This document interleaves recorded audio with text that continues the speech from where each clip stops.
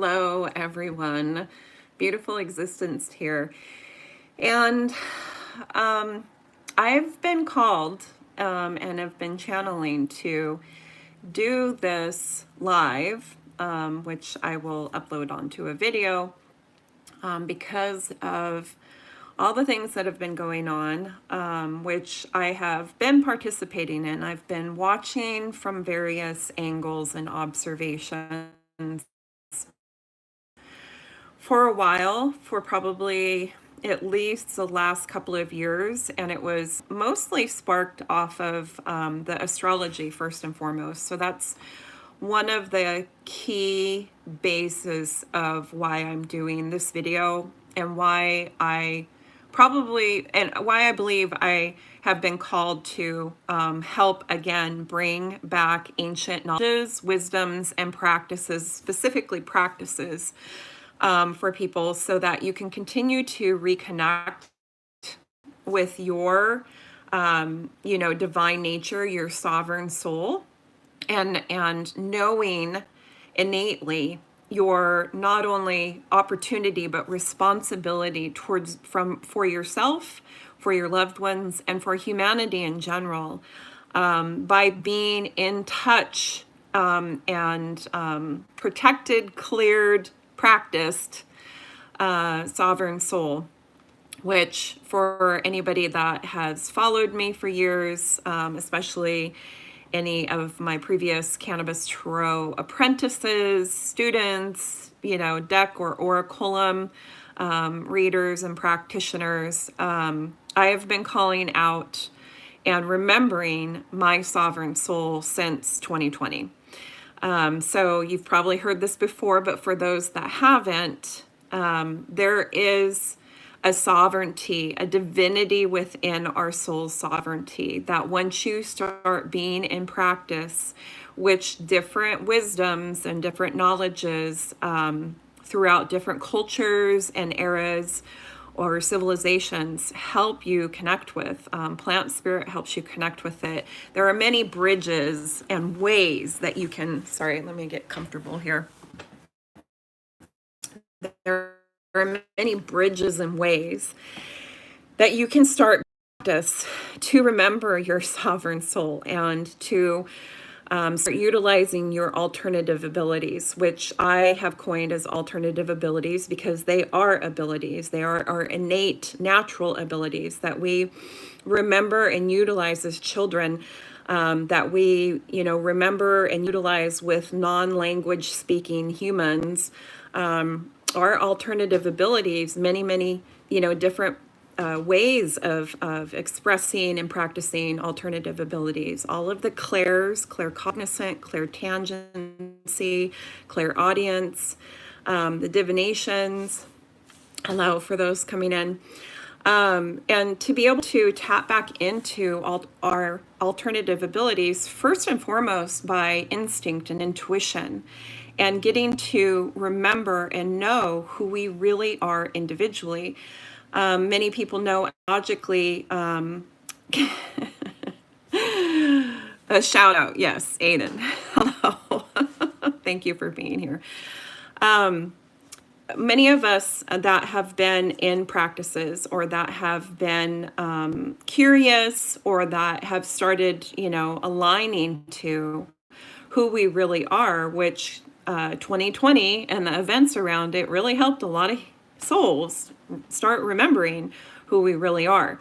And so this time period that we're in right now, and these important things that are happening, especially for Americans, especially with this election this week, it's a really, really significant indicator. But the indicator of it for me came up within the last couple of years when I started looking at the astrology. So astrology, definitely one of those ancient wisdoms that can help you not only understand yourself and the mechanisms through the celestial consciousnesses, which have been known for thousands of years by many civilizations and which have been put into scientific realm and understanding recently through scholars like Rupert Sheldrake and his solar consciousness theory.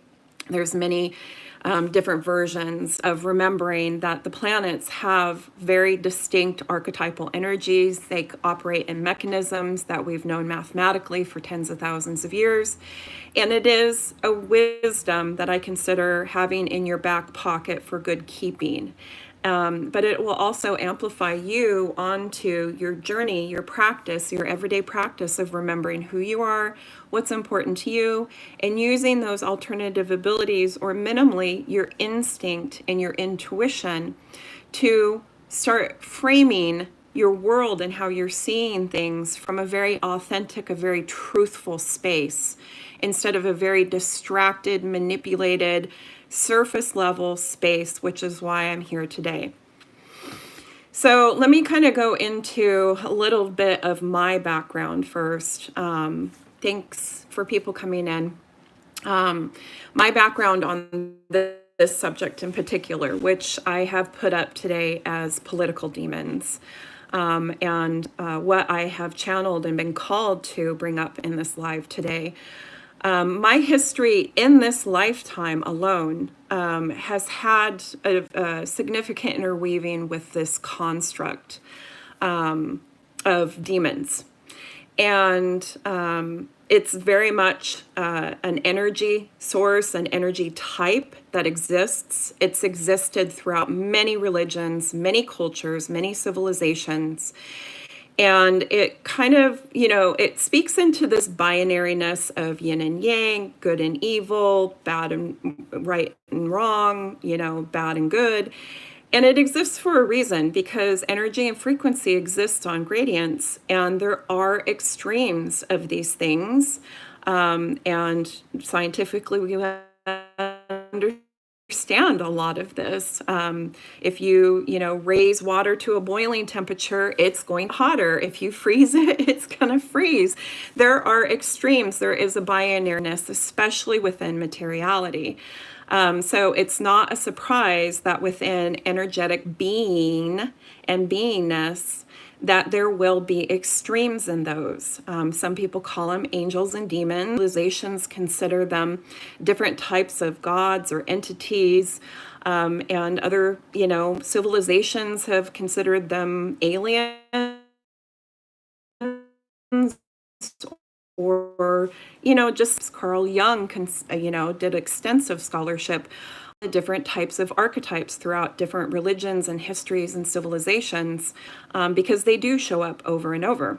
So I chose the word demons because that is pretty much the nomenclature, the naming that I have had, shown to me in many past lives too. I've had a lot of kind of Christian Catholicism past lives that I've been recalling, that I've been working on myself for many years, that I have family members that are absolutely like karmic family members, and we've had very lucid, vivid dreams. We've been in certain circumstances or places that are just very much have a Christ consciousness interwoven through them. Let's just say that. It is lineages of civilizations that I, in this lifetime have reconnected with. Asiatic traditions within Buddhism is another one, and Egyptian is another one. Indigenous persons, especially within Indigenous North American, is another lineage of wisdom. But many of these have negative beings and energies. So I'm using demons as the nomenclature, but know that they can be called a lot of different things. In fact, the spelling of their names is really important, and we can talk about that. But let me finish by saying I had an experience when I first moved into my own place when I was like 19. And I've always been called into a cult. I have a stellium in my 8th house. And there's just a lot within this lifetime of remembering that I have already mastered. So I very much deeply bring up everything to unearth it and find the truth of it. That's who I am. That's how my soul's design is. I have the lived experience of it in one way, shape, or form, and then I go and I put it out for other people to contemplate, to hear, to maybe practice, participate with if they want. This is who my soul is. And so I bought a Ouija board, but I was not purposeful in its use. I was very much still surface level living at that point. I had turned away from my soul sovereignty that I remembered as a child. I had turned away at that point in my life from my alternative abilities and was very much living a man-made ego existence. And I, misused it. And I unfortunately opened a portal within it by taking it to a graveyard, which is very much known as a place that you do not do things like try to open portals in. People that are practiced, that are remembered in the occults, in the esoteric, the ineffable, and all of the different realms of magics and understanding and wisdoms. You don't utilize places like that as catalysts for portals, because you're asking, for something to come in that might be very nefarious. And that is what happened to me. I literally, anytime anybody would use this board for a couple of months, whatever I had called forth would start spelling my name on the board to try and get my attention, because I had stopped using the board at that point because it kept being drawn to me and calling me out specifically. And then it would start, spelling out my name to get the people that were using the board to get my attention. And that is about the time that I experienced my first sleep paralysis episode. So for those that don't know, the scientific name for this experience, which has been written about and has been known about for thousands of years in various cultures and religious texts. It is, in scientific terms now, called sleep paralysis. And there's various ways that it shows up for people, but more often than not, you are what they say is between REM and being awake, and you are paralyzed, but you're conscious. You can usually open your eyes, possibly look around, but maybe your eyes are the only things that are able to move at that moment. Your body is very much not able to move, even though you want to, even though you're trying to, and you will see things. The veils between dream state and conscious reality are absolutely, opened up. There are many people and many experiences where they feel that there's a heavy pressure sitting on them, trying to force air out of their body.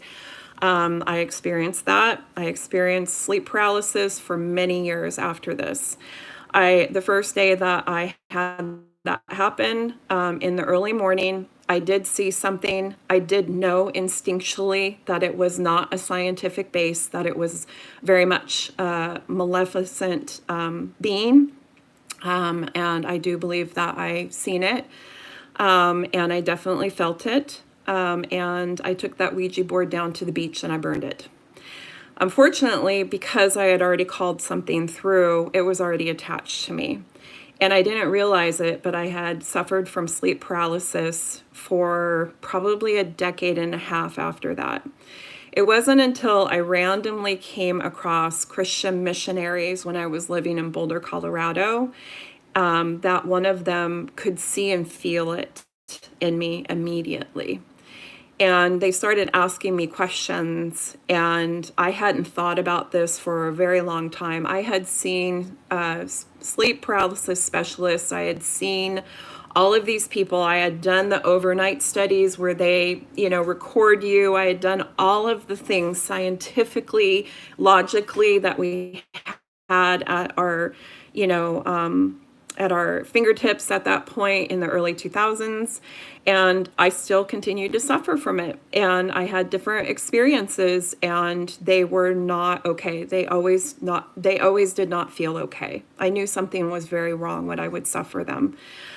And when I had this, I had a random exorcism with this Christian missionary, and the matriarch or member of their family, who were just briefly staying in Boulder while they were transitioning to another country. And I didn't suffer sleep paralysis since. So I started looking into this because at that time is when I had my Saturn return. I had a very destructive Saturn return, and it brought me back into closer alignment with my real soul, my soul sovereignty, with what I'm actually here for.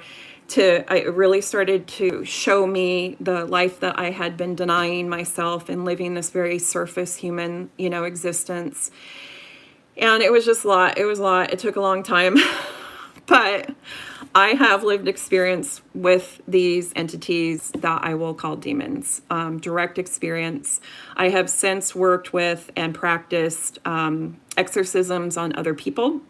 I understand how to be able to see, feel, hear, recognize them now outside of my own self. Yes, I've had them try to attach to me before, and I am very diligent in my protection and in my practice to stay in my sovereign soul, because that is one of the ways that you always can guard against anything trying to attach to you or attack you, is when you are in your sovereign soul's remembering and knowing you are divine. You are divinely protected. You are divinely guided. And the more and more you can be in that remembering and that practice of remembering who you really are and how things really operate and what truth really feels like and looks like, it's just better. Let me just say that. It's just better.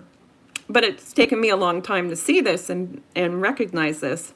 So that's some of my personal story and experience with this particular topic. And the reason why I'm called to put this out there now, because it has been so glaringly obvious to me. And believe me, I've been trying to sit with it.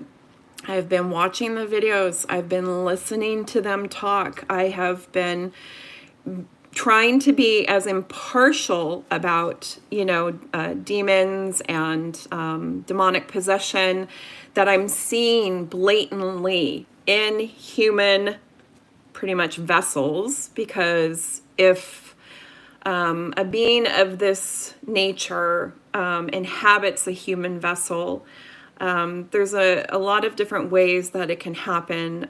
You can definitely call it in inadvertently, even though you still call it in.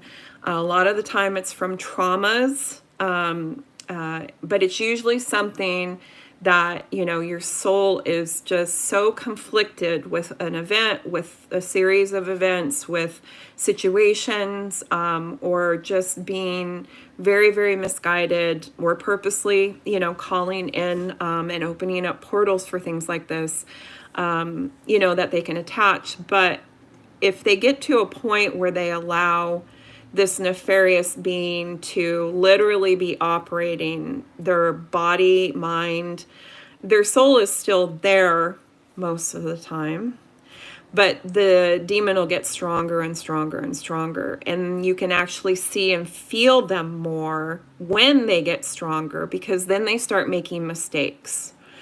And they'll do it blatantly. They're doing it right in front of us. And they don't care, because that's how they operate. They manipulate, they distract, they detract from truth. They don't want you, they don't want us remembering who we really are, because that means that we can see them. That means that we can force them to call out their name, their spell, get to know that they are there, that it's not the soul of the human vessel that they're operating, that it's something else that's operating it. And we've just lost this information in society for the most part, because they tried to keep it under protective spells from us banning all the books, only having certain people be able to know how to read and write for hundreds of years, keeping all the books in sacred libraries, like the Vatican, putting it under spells like esoteric and occult, which mean private and hidden and secret. I mean, they literally, people in power and control have been purposely keeping this information from the public, putting it under academic paid walls. All of these things, they're just tactics to keep us from remembering who we really are. And it's real, it's truthful. There are many, many different types of exorcists out there, from shamans and gurus in different cultures. Today, there are YouTube channels full of Catholic priest exorcists that talk about their experiences, that talk about their training.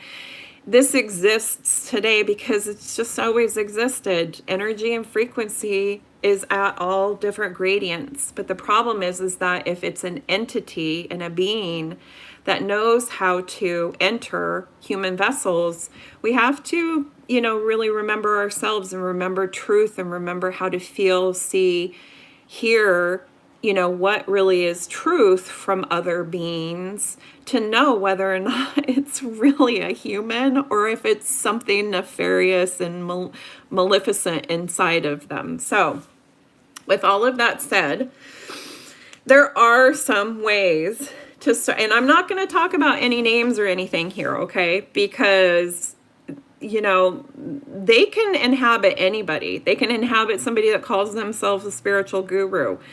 If you don't know and you're like looking at, at people or listening to them, use your instinct and intuition, because they're tricksters. They're highly manipulative, especially kind of the more energy that they have, the longer that they inhabit, a being, the stronger that they get in it. But it's also their downfall, because if you are tapped into truth and you are tapped into listening to your intuition and guidance and divine guidance, then you can see and hear and feel them better, like I have been able to, especially within this election.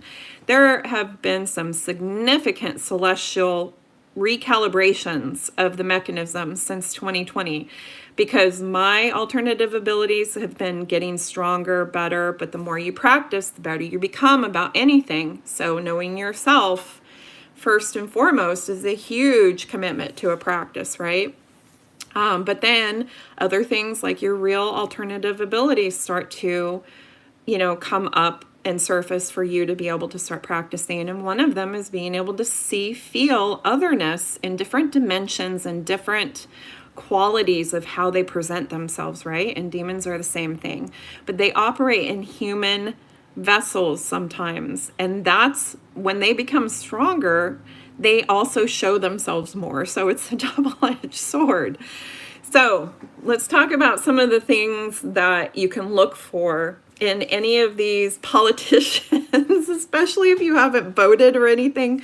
Please consider this information or share it with other people, because this is information that's still out there, but nobody's talking about how it applies to something that's really significant in our world, like maybe US presidential election. It's like if you're spiritual and you even remotely think or believe or listen to things having to do with possession of people, right? And you're not necessarily yet at a point of observing it like that to see who you should vote for, I'm encouraging you, look at some of these signs that I'm going to tell you. Look at the candidates that you're thinking of. Try to be as objective as possible, because I've been really trying to be objective and watch and listen to everybody, but it's just become more and more harder for me because I can so clearly see this stuff with particular people in different parties. So I'm not going to say anything about my decision or anything like that, or people's names or anything like that, but just look for yourself, okay? Try to find the truth in this very significant aspect of humans that are out there trying to run countries or hold massive positions of power, please observe them objectively and see if any of this stuff rings true, okay? So, anyways, one of the, I guess, maybe easier ways to see this, and that I've seen this in multiple videos for people, is look to make sure that you can see white in their eyes when they talk. Look at their eyes and make sure that they are looking like real human eyes. Because if you look at certain videos, I can guarantee you, there is one video within the last week where there were comments made that were just not okay. And I felt through that person's comments so quickly. And my first indicator was I saw nothing but big black eyes. I could not see white in their eyes. That person literally had like black eyes. And I was like, yo, like if people can't see that. And then I started thinking, maybe people are not looking for that. Maybe people are not looking for that. Maybe they are just so, felt by the words that the person was using. But for real, like try to look at people and their eyes, because that's why a lot of indigenous tribes have not wanted to have their pictures taken. There is a direct energy transference between eyes. In fact, I've been practicing not giving my energy and not accepting other people's energy through energy transference for many years. There is a very well-known practice of being able to have another person feel like you're talking to them directly, but you are not allowing that direct eye energetic transference. So they could feel like something is off, but they still think and believe that you're looking at them directly, but I'm not allowing it because I know what that is. So eyes hold a lot of power, and they hold a lot of insight into, is that person really a human that's operating that body? Because big black orb eyes, or oh my gosh, if you see like a legitimate source, not an AI or any kind of source like that, but if you see somebody that has mentally lost it, that, or it starts spouting, kind of cruel information about people or something like that, and you notice that their eyes are like big black orbs, like just stand back. Just try to displace yourself away from that, because it might just be for that moment or whatever it is, but you have seen whatever is controlling that human vessel at that moment. You have seen that if you see those big black dark orbs. So for this person to have a video where they're saying very negative things about people and they have eyes that are almost entirely black, I was like, yo. I can't even look at this anymore because I know what I'm seeing there. Anyways, that's one of the signs. Other signs that are so obvious, like I said, for me, but I've also been practicing this. So just, look at different people that are running for office and look for these common characteristics. Demons love to speak nonsense. They love to confuse you. Now, different demons have different types of energy archetypes, right? They will control human vessels or try to control situations by being what their pure energetic, presence is. I won't look directly into people's eyes. Yep. Yeah, that's a direct energy transference. I'm going to give you a tip. Look at the bridge of their nose. They'll think that you're looking at their eyes, and some people you might see that they're a little bit uncomfortable because they know instinctually that you're not looking and transferring energy in their eyes. But look at the bridge of their nose. I will purposely look at a person's eyes, and I will tell them that I'm looking in their eyes because I know the power that holds now.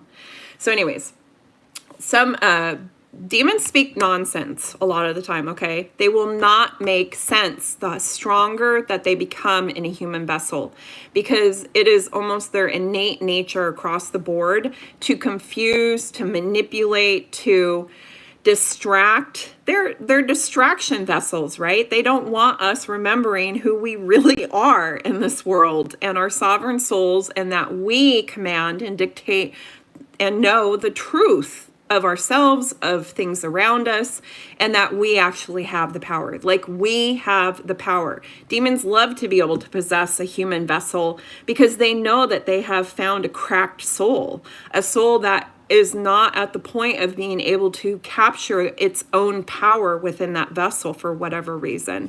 And it might just not be like that in that lifetime, or it might just be for that momentary, time period. But whatever it is, it's like a toy they get to play with, and they get to manipulate everything within this human vessel just the same way as if you would get in a bulldozer and start tearing stuff down around you, because that's what they are in the first place. And then secondly, they try to do it without getting caught, though. But the thing is that the more and more they show themselves, the more and more that people can understand that that's what's actually operating that human. So look for politicians that are not making sense. And people could call this scientifically. They could call it mental competence. They could call it being sleepy. They could call it all of this stuff, right? But if that human consistently is not making sense, and these are some other indicators of not making sense, right? In the Bible and a lot of other places, it'll talk about speaking in tongues, okay? And this is very much an occurrence that happens. Somebody that's born American English, never speaks a different language in their life, all of a sudden they're speaking some ancient dialect of Babylonian, or whatever, right? And it's like, that is a pure indicator. But don't kid yourself. They're not going to necessarily do something like that, especially if they're on a big stage with millions of people watching them, because that's going to be a direct indicator. All of the red flags in the Catholic Church would go up about that person going, I didn't know that they know ancient Mandarin. Like, you know what I mean? Like, they're not going to make it that obvious, but they will play with it. And they will use different dialects, and they will use different kind of feelings of language, and they will change who they are like a shapeshifter in front of you, including the different types and ways that they speak all of the time. So just look for people that are in politics that change the way that they speak all of the time, because they might not be speaking in tongues yet, but they certainly could, because they're showing you and they're playing with you of what actually is operating that vessel. Another part of that, and they're doing this to confuse you, so they can use linguistics to confuse you. You don't know A from B, you don't know up from down. That's what they're trying to do. That's what they do. Because they don't want you to remember anything of who you are. I'm like right above the bridge. Yeah. I'm reading the notes here. Thank you for participating. I agree. I do look at the bridge. So nonsense, not making logical sentences, speaking in different ways, linguistically with different accents and different dialects. Oh yeah, all of that. That is all precursor to speaking in tongues. It's also classified as personality changes. So I have a little bit of a different take on that, because as somebody who has been practicing and remembering in a very intentional way how to communicate and actively receive information from various beings in different dimensions, I very much am living dimensionally now, even in a material body.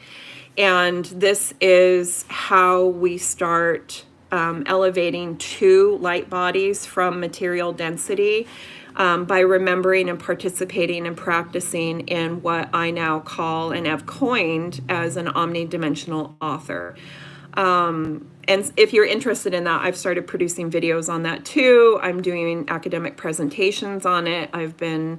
I'm completing the Omen book right now because that's a practical everyday application of ancient wisdom that will help you with your instinct and intuition and bring you more into dimensionality with its practice. I've been practicing omens actively my whole life, but have very much been called to practice and been practicing them since 2020. So that's what that book is, but I'm also researching and producing literature and presenting on omnidimensional authors, which we've always existed. It's never been classified. Again, they've tried to keep us secret, but it is using your alternative abilities. It is using and operating from your soul's truth and your sovereignty, being able to tap into other dimensionality and other beingness in different dimensional frequencies. So under, demonic possession, you'll see things like personality changes. And that I'm going to have to do an entirely different video or segment on because there's a lot of different caveats and nuances to that. But speaking in different dialects, speaking nonsense, not making sense, your words or sentences not making sense, talking around things, which politicians do all the time, but some of them are a little bit more prominent about speaking around things and not actually talking about the truth. It's because a demon doesn't know truth. They don't know truth. They don't know how to speak it. They don't know how to relate to it. They don't know how to communicate it to those of us divine souls that do. So they will just sit there and spin around a topic, and they will give you different dialects, and they will give you different languages to try and confuse you, or different kind of personalities to confuse you.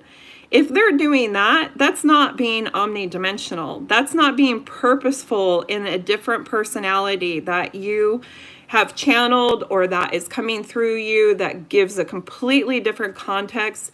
That is just demonic possession, confusing manipulation through language and linguistics. And it's because demons don't know the truth.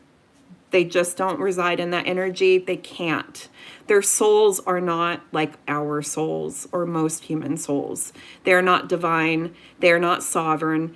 And they desire nothing but to break down that sovereignty within more souls. So they will do anything they can. And linguistics and spells are an easy way to do that.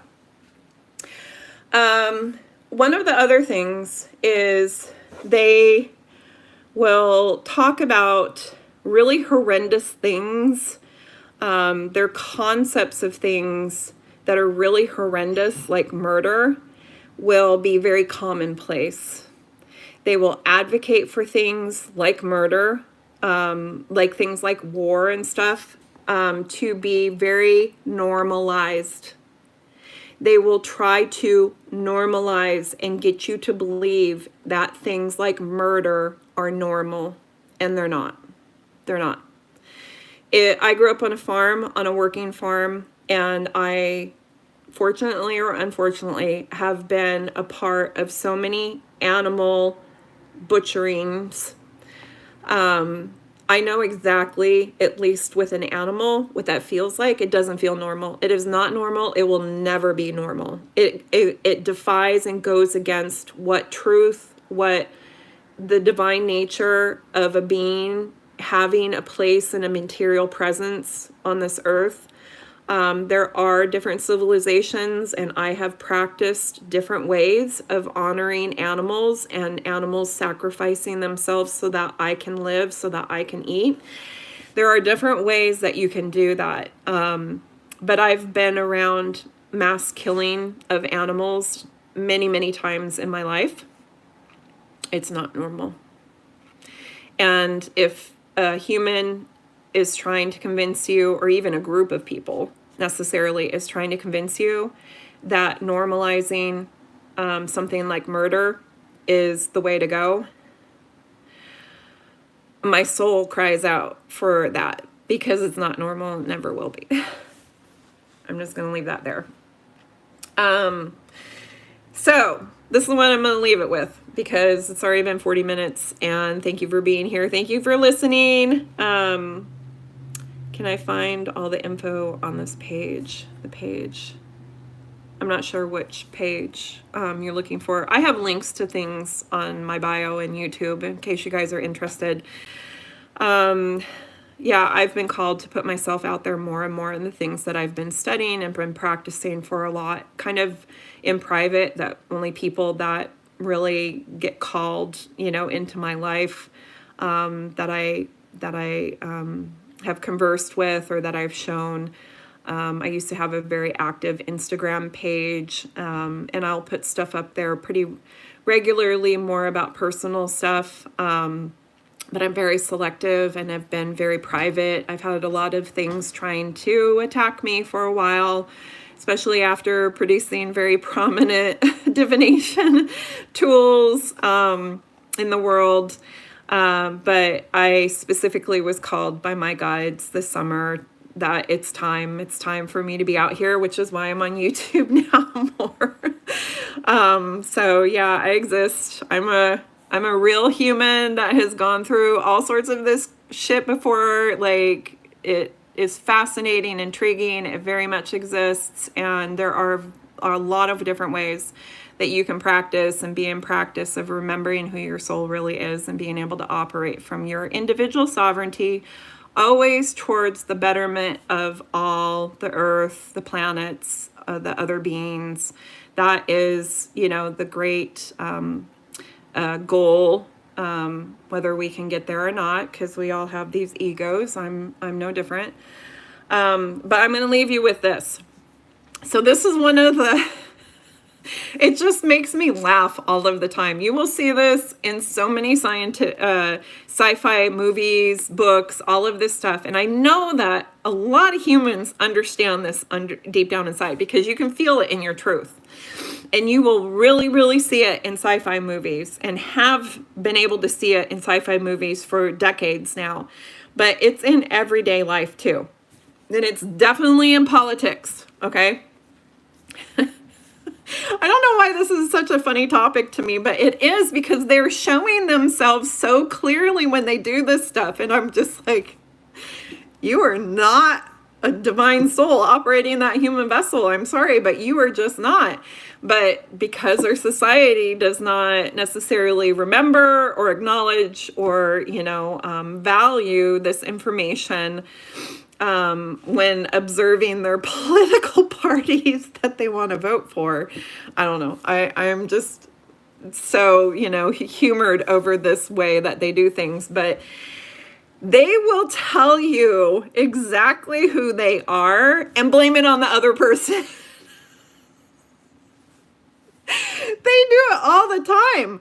Sci-fi will tell you exactly what is happening in the freaking labs for the people that I have known in tech and R&D and secret hush, all of this stuff for freaking decades.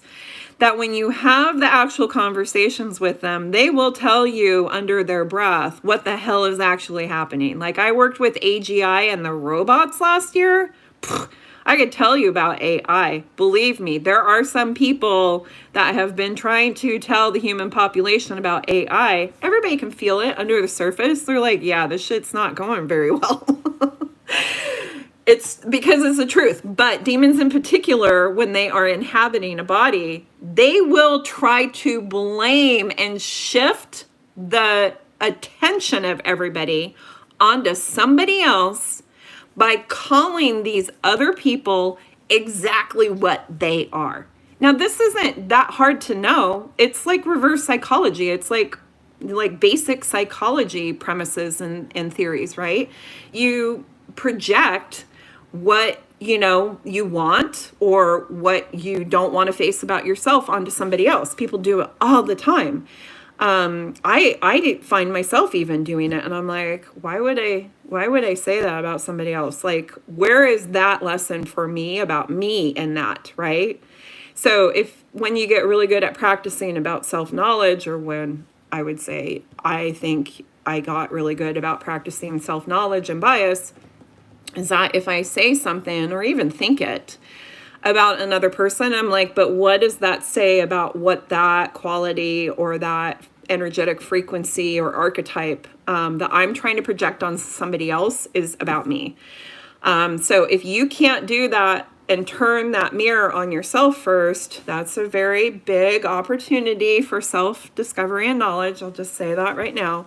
But they are clearly showing us who they are, that it's not an actual divine human soul that's operating that vessel, when they will just continually tell you that somebody else, some other party, some whatever is like this, is like that. And it's just like, oh no, you're actually like that. So I do think that a lot of humans can really feel that truth underneath it. And for whatever reason, they just don't want to acknowledge it. They're not at a point where they can acknowledge it. They feel scared because they don't know the unknown about the other party or something. I don't know what it is. It's a million different things.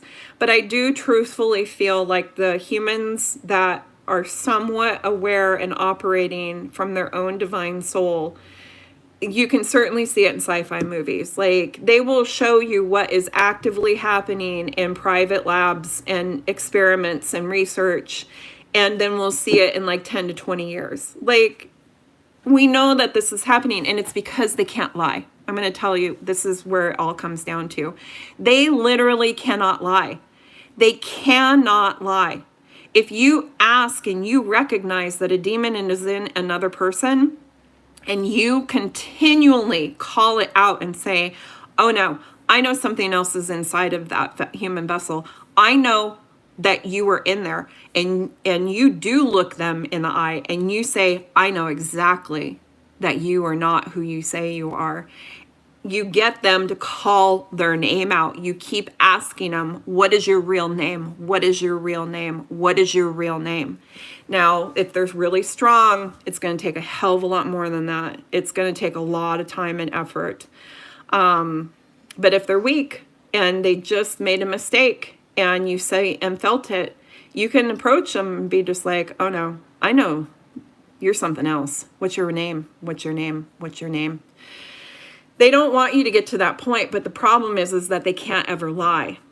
And that will be their demise. Once you actually know their name, it could come to you in a dream state, telepathically. They don't have, I mean, it's not necessarily verbal, but if you get it in verbal, that's it. That's the end of the cards for them. And that inhabitation, you just pound it into the floor to get them the fuck out of that body, right?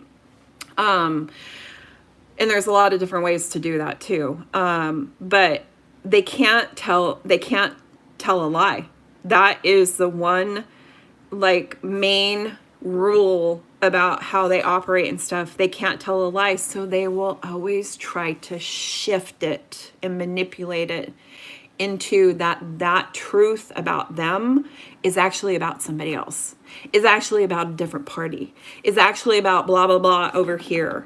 They will do anything to distort it, but they will be telling you the truth about them from their mouth. They'll just try to manipulate it into something different that you believe is something different and not them, but it's really them.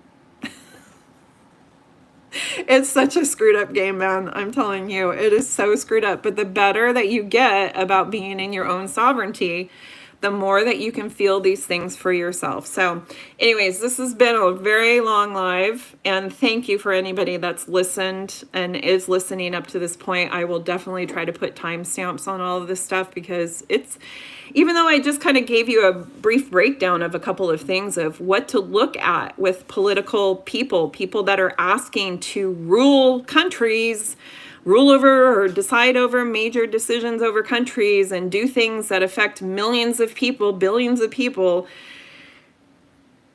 Just look at some of these, things that I've given you that I can see, feel, hear pretty distinctly from certain parties and certain people. And then make up your own decision.